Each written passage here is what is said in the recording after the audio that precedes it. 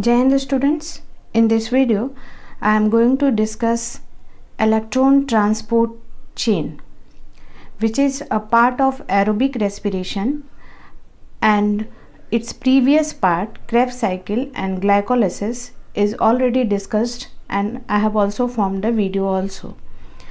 Now, electron transport chain. First of all, we must understand why do I respiring, and in the process of glycolysis and Krebs cycle, we don't see the use of oxygen. So there must be a question in your mind that we have studied from our earlier stage that in respiration oxygen is required, but till now in glycolysis and Krebs cycle there is no need of oxygen. Then where is the need of oxygen? Students, it is the here electron transport chain where oxygen is required, and it's play a vital role in this process. A quick review: aerobic respiration. What is respiration? Respiration is the assimilation of nutrients to get the ATP. Respiration includes the step glycolysis. Glycolysis takes place in the cytoplasm. In the presence of oxygen, the product of glycolysis undergoes Krebs cycle that takes place in the matrix of mitochondria, and finally electron transport chain. Okay, in anaerobic respiration there will be fermentation of alcohol by the formation of alcohol or by fermentation in the form of lactic acid. So in the Krebs cycle, we have seen one single step of formation of ATP at substrate level. Substrate level पे Krebs cycle में हमने केवल एक step देखा था जिसमें ATP का formation हो रहा था when the succinyl coenzyme A was being converted into succinate. So, and from glycolysis to Krebs cycle, I have always focused on the formation of NADH2. So it is the time when you will see that how the NADH2 and FADH2 is being converted into ATP. It is only for the conversion of NADH2 and FADH2 into ATP electron transport chain takes place. NADH2 और FADH2 को ATP में convert कैसे करेंगे, उसके stored energy को हम ATP में कैसे कन्वर्ट करेंगे, इसीलिए इलेक्ट्रॉन ट्रांसपोर्ट चेन होता है. Okay, and it is the only NADH2 and FADH2 that is not being converted into ATP. That's why in anaerobic respiration there is very less amount of ATP is produced. It is the aerobic respiration where this NADH2 and NADH and FADH2 will be converted into ATP, so that in aerobic respiration lots of ATP is formed in comparison to the anaerobic respiration. सो अब हमारा aerobic respiration का last stage चल रहा है जिसमें हम लोग ये देखेंगे कि इलेक्ट्रॉन ट्रांसपोर्ट चेन के द्वारा जिसमें इलेक्ट्रॉन ट्रांसपोर्ट सिस्टम इन्वॉल्व्ड है उसमें ATP का फॉर्मेशन कैसे होता है by the help of NADH and FADH2 that was produced in the Krebs cycle also and in the process of glycolysis also. Okay, now see. The Krebs cycle takes place in the matrix of the mitochondria. Mitochondria is a double membranal structure. Inner membrane cristae. All of you are used to make this diagram of mitochondria by this type of waving like structure, inner membrane cristae. और ये हम एक छोटा छोटा ऐसे point dot like structure भी बनाते थे. उस स्ट्रक्चर को एक्सप्लेन में इस वीडियो में हम लोग पढ़ेंगे. So mitochondrial space, the between space or the matrix or the ground substance of the mitochondria is called as matrix. Same as in chloroplast, it was called as stroma. Mitochondria inner membrane, mitochondria outer membrane. The space between the inner membrane and the outer membrane is the intermembrane space. Okay. अब आते हैं कि आपके NCERT book में जो diagram दिया है वो कैसा दिया है। एक पहली बात तो कि एनसीईआरटी बुक में 2-3 एनसीईआरटीज जो डिफरेंट ईयर्स में जो रिपब्लिश हुए हैं, डिफरेंट डायग्राम्स भी हैं, लेकिन जो ये डायग्राम जिस एनसीईआरटी बुक में है या एनसीईआरटी की साइट पर है, this diagram is the perfect. The present diagram in my book is also not perfect, so I will making you understand this diagram and make this diagram in your copy. So let us understand this diagram. हम इस पूरे mitochondria को एक छोटा सा portion लेते हैं, ठीक है, ये छोटा सा पोर्शन, इस पोर्शन को हमने यहाँ लाया। Okay, now this is the matrix, so this is the matrix, this is the inner mitochondrial membrane, so this is the inner mitochondrial membrane. अब आप कहेंगे कि इनर माइटोकॉन्ड्रियल मेम्ब्रेन इतना पतला है तो यहाँ इतना मोटा क्यों दिखाया गया है। Now you know that every membrane, organelle membrane और cell membrane is bilipid, phosphobilipid layer, phosphobilipid layer से बना रहता है। आपने सेल बायोलॉजी में पढ़ा है, this will be made up of phosphobilipid layer. तो इसकी कुछ मोटाई तो होगी ही, कुछ लेंथ तो होगा ही। ये भी फॉस्फोबाइलिपिड लेयर से बना है और ऊपर वाला मेम्ब्रेन भी इसी तरह फॉस्फोबाइलिपिड लेयर से बना है, तो इसकी कुछ लेंथ तो होगी। And this length is being shown in this with, छोटा पतला सा नहीं दिखाकर, क्योंकि नहीं दिखा सकते, ये लिपिड बाई लेयर मेम्ब्रेन है। सो this is inner mitochondrial membrane. उसके बाद आप देखेंगे इनर माइटोकॉन्ड्रियल मेम्ब्रेन के बाद ये जो स्पेस हो रहा है, ये स्पेस जो है that is inter membrane space. Here I have written, so this is inter membrane space and this is your outer boundary. We don't have to think anything about the this mitochondria is situated inside cell. ये mitochondria cell के अंदर है और इसके बाहर ये सब क्या है, ये सिस फेज है, ये सब साइटोप्लाज्म से ये घिरा हुआ है, सेल के साइटोप्लाज्म से। लेकिन जब हम इलेक्ट्रॉन ट्रांसपोर्ट चेन पढ़ेंगे तो बाहर के साइटोप्लाज्म को नहीं देखना है। We will concentrate our mind on matrix, inner membrane and intermembrane space. This intermembrane space we are not taking including also outer membrane. हम लोग outer membrane को भी नहीं देख रहे हैं, हमारा पूरा ध्यान इसी इंटर मेम्ब्रेन स्पेस और ये इनर मेम्ब्रेन और मैट्रिक्स पर रहेगा। इस पूरे छोटे से पार्ट को इतने बड़े में दिखाया गया है क्योंकि आप जहाँ जहाँ ये आप बनाते हैं that is ATP synthetase F0 F1 particles, ये दो F0 F1 पार्टिकल्स के बीच में एक पूरा आपका इलेक्ट्रॉन ट्रांसपोर्ट सिस्टम अरेंज्ड है। सो एक दो ATP सिंथेटेज के बीच में, दो F0 F1 के पार्टिकल के बीच में इतने सारे कॉम्प्लेक्सेस अरेंज्ड हैं। सो इतने छोटे से पार्ट को इतने बड़े पार्ट में दिखाया गया है। This is matrix, this is your inner mitochondrial membrane, जो कि काफ़ी ऐसे फोल्डेड में है, लेकिन जब हम किसी भी फोल्डेड रीजन को छोटा सा पोर्शन लेंगे तो वो स्ट्रेट ही रहेगा। This is your inner membrane and this is your inter membrane space.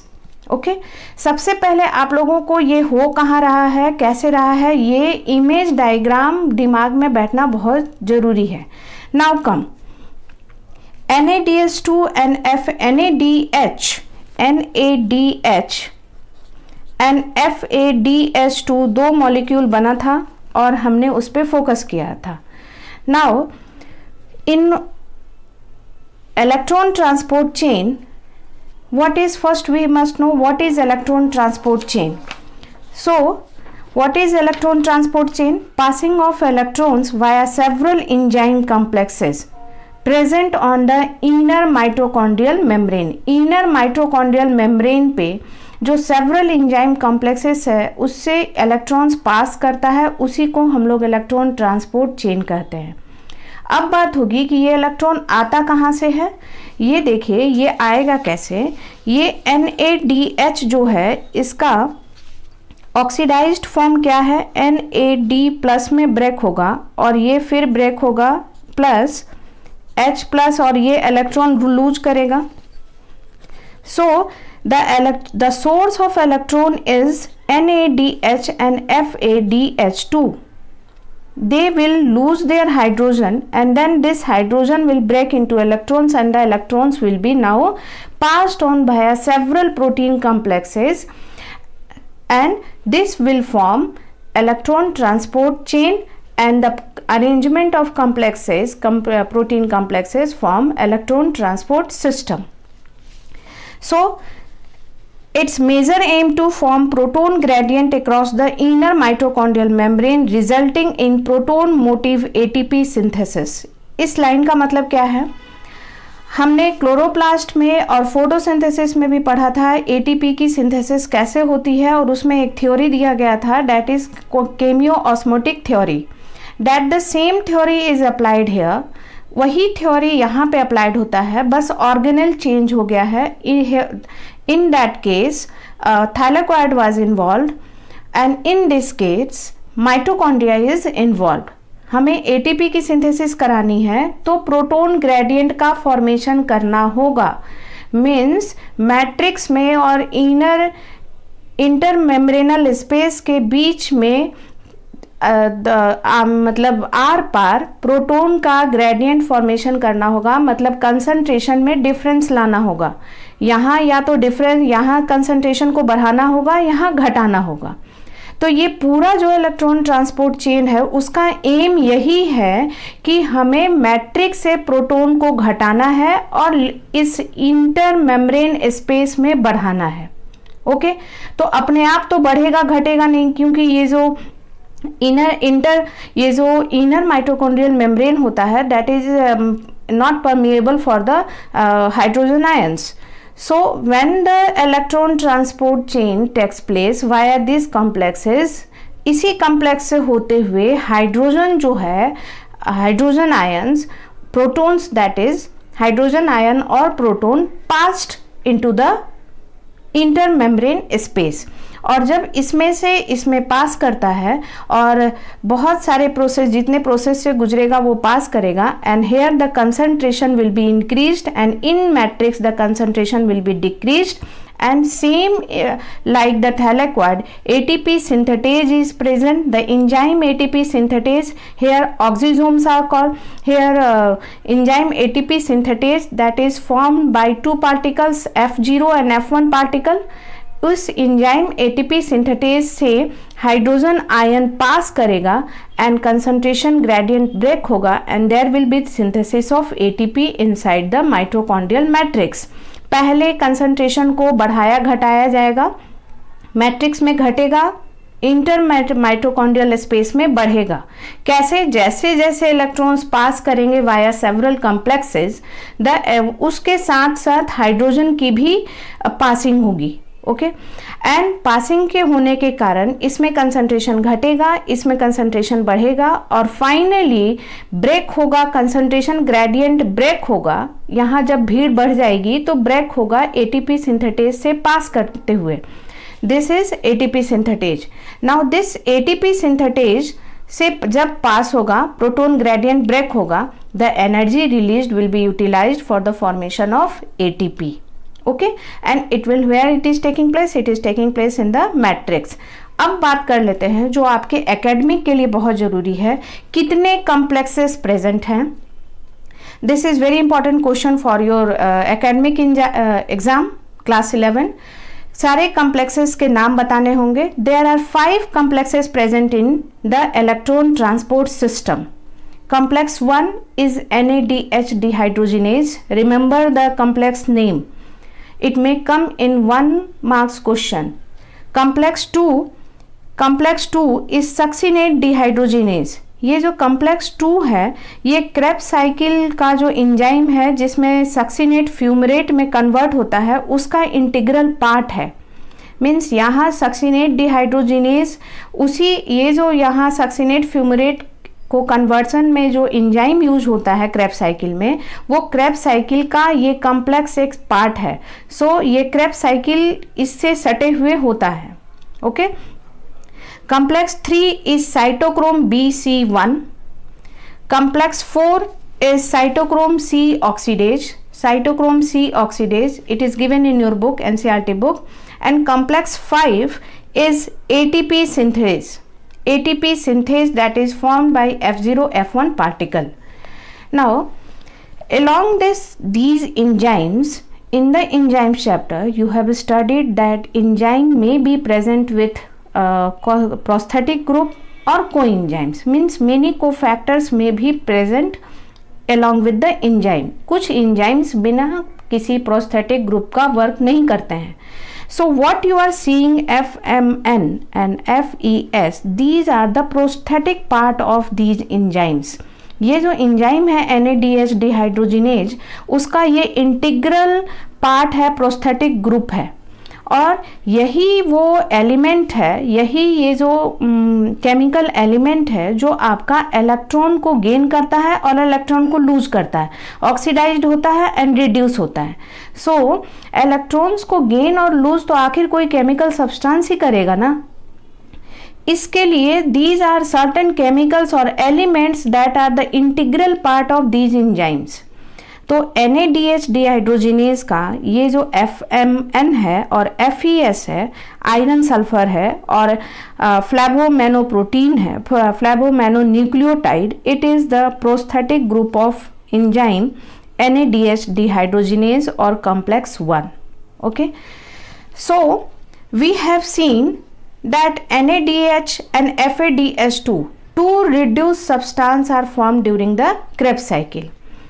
Now NADH, one more thing you must remember that this phosphorylation is called as oxidative phosphorylation, not not like photophosphorylation in photosynthesis. Here it is called as oxidative phosphorylation because it is the force driven by these oxidative substance and the oxygen who is eagerly waiting for the electrons. क्योंकि ये highly electronegative है और ये electrons को एक force provide करता है, और इलेक्ट्रॉन्स देन रिड्यूसिबल सब्सटेंस से हाईली रिड्यूसिबल सब्सटेंस से होता हुआ इस ऑक्सीजन को में आकर मिलता है. सो this is the oxidation and reduction force that is providing the force for the movement of electrons, not light. Here light is not required for the movement of electrons. Here the oxidative and reductive force of oxygen and these chemical compound that forces the electrons to move down and finally met to the oxygen. So it is called that oxidative phosphorylation. Now come to the part that NADH. अब हम NADH पे focus करते हैं. हमने क्या क्या जाना? 5 complex present है, तो पांचों कम्प्लेक्स का नाम हमने जान लिया, कहाँ हो रहा है ये जाना. ये बीच में जो पार्ट्स लिखे हुए हैं ये क्या है? इस एंजाइम के इंटीग्रल प्रोस्थेटिक ग्रुप हैं जो कि इलेक्ट्रॉन्स को गेन करते हैं एंड लूज करते हैं. नाउ इस बीच में आप ये UQ देख रहे होंगे, this is UBQ non, this is UBQ. Hydrogen gain करने के बाद ये हो जाता है UBQ knoll NOL, UBQ knoll. क्योंकि इस सेवरल एंजाइम कॉम्प्लेक्सेस के बीच में कुछ फ्री प्रोटीन्स प्रेजेंट होते हैं जो कि इलेक्ट्रॉन्स कैरियर के रूप में यूज होते हैं, फ्री मूविंग प्रोटीन्स. ये UBQ नॉन, और यहाँ पे जो साइटोक्रोम C देख रहे होंगे, CYT साइटोक्रोम C, ये भी फ्री मूविंग प्रोटीन है जो कि आपको इलेक्ट्रॉन्स, ये एंजाइम्स के पार्ट नहीं है, ये फ्री मूविंग प्रोटीन है जो कि इलेक्ट्रॉन्स को गेन करते हैं और अगले एंजाइम कॉम्प्लेक्स तक पहुंचाते हैं. So in this electron transport system 5 complexes are involved. There are different 5 complexes are arranged, and in between the complexes there are free proteins moving that will gain the electron and pass it to the next complex. Okay, so UBQ non, cytochrome C, here you will see that these all are free protein that will pass the electrons to the next complex. This is the structural part of electron transport system or chain. Now come to the how the action or the electron is moving in the case of NADH. मैंने आपको Krebs cycle पढ़ाते हुए बताया था NADH has high energy and NADH when loses its hydrogen, it's pass its electrons via NADH dehydrogenase, that is complex 1. The integral part FMN flavomononucleotide and FES iron sulfur complexes, these are element chemistry element.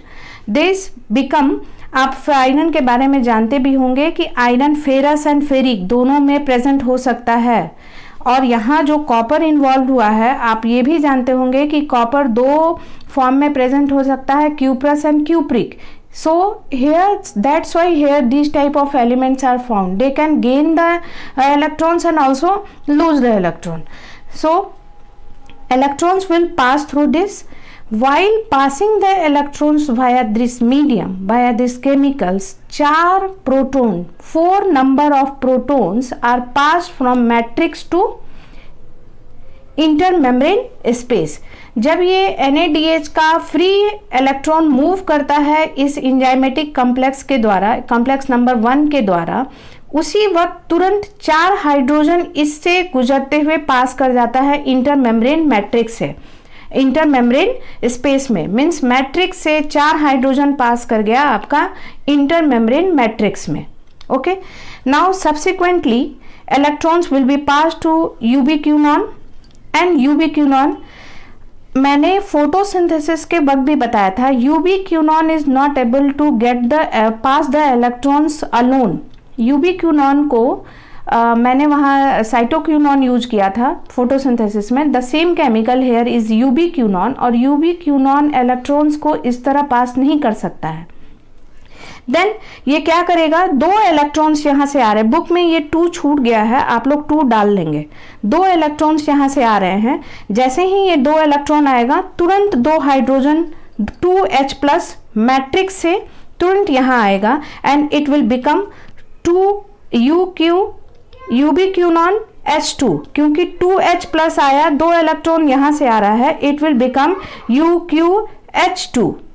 सो आपका ये hydrogen यहाँ से आया. Now when the electrons 2 electrons will be passed to the next complex, that is your complex number 3. Complex number 2 will be not utilized in this reaction because complex number 2 is especially made for FADH2. Complex number 2 का NADH के साथ कोई वास्ता नहीं है. जब NADH का हम रिएक्शन देखेंगे तो कॉम्प्लेक्स नंबर 2 का कोई काम नहीं है. Electrons will pass from complex number 1, then 3, then 4, then 5. Complex number 2 is totally made for gaining the electrons for FADH. It will not play role in NAD plus electrons. Now this will pass to cytochrome BC1. In between this enzyme complex there is again ferrous sulfur, iron sulfur, which will gain the electrons. The 2 electrons will come and now it will pass through cytochrome B and C1 के बीच में आपका FES है, electron पास करता हुआ ये free moving protein के पास आएगा. अब ये इलेक्ट्रॉन्स जैसे ही यहाँ से पास करता है, इस दौरान भी तुरंत 2H+ पास करता है बाहर मैट्रिक्स से इंटरमेम्ब्रेन स्पेस की तरह. तो 2H+ जो आप यहाँ पे रिलीज हुआ, ये जब इलेक्ट्रॉन इसको देगा तो ये H+ हो जाएगा, और ये H+ तो कैरी करता नहीं है, तुरंत ये H+ इसके बाहर निकालेगा. So from 2H+ from here and 2H+ from here it will become 4H+. So while passing through cytochrome B3, 4H+ is again passed from matrix to intermembrane space. Okay, now the free protein cytochrome C will gain the electron and it will pass to the cytochrome complex number 4 that consists of cytochrome C oxidase, and it is formed by cytochrome A and A3. It consists of A and A3 with copper ions. The complex number 4 is made up of cytochrome A, A3 with copper ion. these moving protein cytochrome will pass the electron one by one to this enzyme complex. Again passing the electrons to these enzyme complex, 2 hydrogen from matrix will be passed to the intermembrane space. So 4 here it is passed, 4 here, 2 here. कहाँ से पास हो रहा है? Matrix से intermembrane space पे. तो कम हो रहा है यहाँ का हाइड्रोजन कंसंट्रेशन, ज़्यादा हो रहा है यहाँ का हाइड्रोजन कंसंट्रेशन. इस तरह इलेक्ट्रॉन पास करते हुए there is formation of hydrogen gradient across the membrane. और इसको पास करने के लिए जिस एनर्जी की जरूरत पड़ेगी वो ये इलेक्ट्रॉन पास करते हुए जो एनर्जी रिलीज हो रही है उसमें ये फोर्सली पास आउट हो जा रहा है. Now at complex number 4, finally this electron will be accepted by oxygen. Finally अब इससे कहीं बाहर इलेक्ट्रॉन नहीं जाएगा. यहाँ पे कॉम्प्लेक्स नंबर 4 के बाद ये ऑक्सीजन से कंबाइन करेगा. जैसे ही ऑक्सीजन से कंबाइंड होगा तो ऑक्सीजन चार्ज्ड होगा. मैट्रिक्स में 2H प्लस प्रेजेंट है. 2H प्लस से मिलकर ये तुरंत वाटर का फॉर्मेशन कर देगा. Now here is the end of this path of the electron by NADH. So by the NADH there is total transfer of 10 hydrogen ions, 10 protons across the inner mitochondrial membrane from matrix to here. Okay. Now अब आप जान रहे हैं कि proton gradient का break ATP synthetase enzyme complex number 5 से होगा और यहाँ कंसंट्रेशन बढ़ चुका है. ये पूरा 2H प्लस अब इससे पास करेगा and then the energy used will be for the synthesis of ATP. और यहाँ जो 2H प्लस ये H प्लस लगातार यूज हो रहा है वो फिर ये ग्रेडियंट जो ब्रेक होकर यहाँ आएगा. So there will be a moving cycle.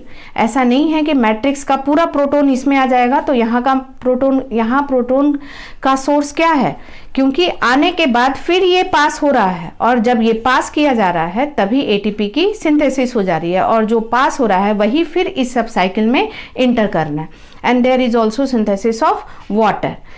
So finally there is formation of proton gradient across the matrix. क्योंकि H प्लस प्रोटोन की पासिंग भी हो रही है, फॉर्मेशन ऑफ वाटर भी हो रहा है, यहाँ 2H प्लस यहाँ कंज्यूम भी हो रहा है और यही ग्रेडियंट ब्रेक करके ATP की सिंथेसिस हो रही है. ये हुई साइकिल आपकी NADH की. NADH में आपके 4 प्रोटीन कॉम्प्लेक्सेस प्रेजेंट हैं, कॉम्प्लेक्स नंबर 1 और उसके साथ इस इंटीग्रल प्रोटीन को भी हम लोग इस इंटीग्रल एलिमेंट्स को भी याद रखेंगे. फिर electrons via several protein independent protein carrier next enzyme complex को मूव करेगा एंड फाइनली हर एंजाइम कॉम्प्लेक्स को मूव करता हुआ हाइड्रोजन जो है मैट्रिक्स से इंटरमेम्ब्रेनल स्पेस में आता है. Now come to the FADH. So FADH will use the enzyme complex number 2. There will be no use of this. इस complex number 1 का कोई यूज नहीं होगा FADH2 में और उसी तरह NADH में कोई यूज नहीं होगा complex number 2 का. सेम थिंग है, कॉम्प्लेक्स नंबर 2 भी आएगा. सबसे पहला एंजाइम अपना ये इलेक्ट्रॉन्स पास करेगा. Here electrons is passing to ubiquinone and same system 2H plus ये यहाँ से लेगा, इलेक्ट्रॉन्स को लेकर H2 बनेगा. फिर इलेक्ट्रॉन्स को जब आगे पास करेगा तो H प्लस को ये मैट्रिक्स में इंटरमेम्ब्रेन स्पेस में भेज देगा and it will go to the complex number 3. Complex number 3 consist of cytochrome B/C1. उसके बीच में FeS एलिमेंट है जो कि इलेक्ट्रॉन को पास करने में हेल्प करेगा.